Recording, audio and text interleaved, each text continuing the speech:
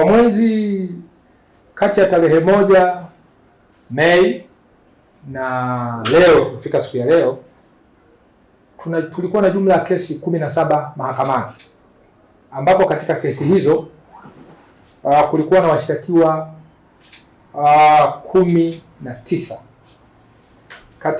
Kati ya washtakiwa hao wote 19 wote walitiwa hatiani kwenye kesi zetu hizo, wote walitiwa hatiani na adhabu zikatoka kama ifuatavyo.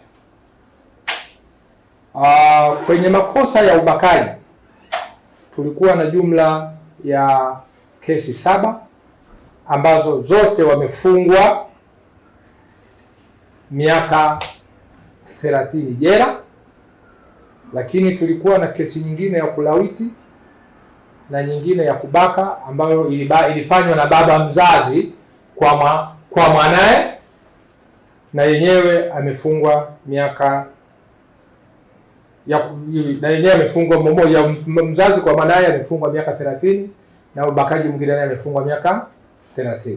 Kwa hiyo na tukafanya jumla ya kesi 7 ambazo wamefungwa kifungo cha miaka 30, lakini pia kesi 9 wamefungwa kifungo cha maisha 9, na kuna ile ambayo tukio la ubakaji halikufanikiwa kukamilika, wakatiwa hatiani na kosa la shambulio la aibu, wamefungwa miaka 20 watuhumiwa wawili. Lakini kama nilivyosema awali, tuna washtakiwa wawili ambao walifanya matukio ambayo tunasema, yani mimi naweza kuita ni matukio ya ajabu. Kwa mfano, kuna bwana mmoja anaitwa Jason Wilbrand. Huyu alimbaka mwanae na ilikuwa kama party, yani alikuwa anaishi na mwanae baada ya kuachana na mwenza. Sasa yule mtoto akamfanya sehemu ya kama mke. Baadaye wananchi wa raia wema wakatupatia taarifa, ufuatiliaji ukafanyika, tukakamata na hatimaye kakatiwa hatiani na kufungwa miaka 30. Lakini pia tulikuwa na mwingine anaitwa Hizam Omari. Huyu yeye alibaka kichaa. Sasa kakutana na mtu mwenye tatizo ya afya ya akili kabisa, wale wanaokula kwenye makopo, kwenye majalala, akambaka. Hatimaye procedure zikafanyika, taratibu zote zikakamilika, akafikishwa mahakamani, tukathibitisha kesi bila kuacha mashaka yote, naye akafungwa.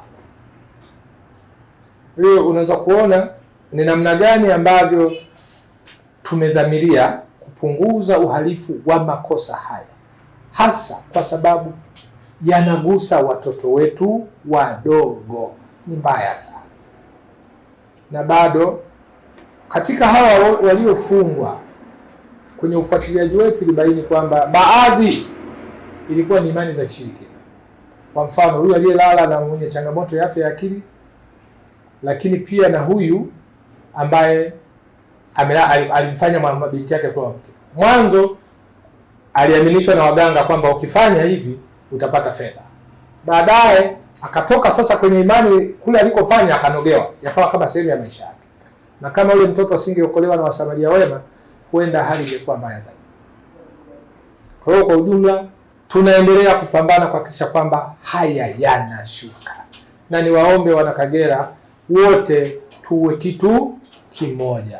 Mtoto wa mwenzako ni wa kwako pia. Global TV, kimbilio la wasio na sauti. Tupigie sasa.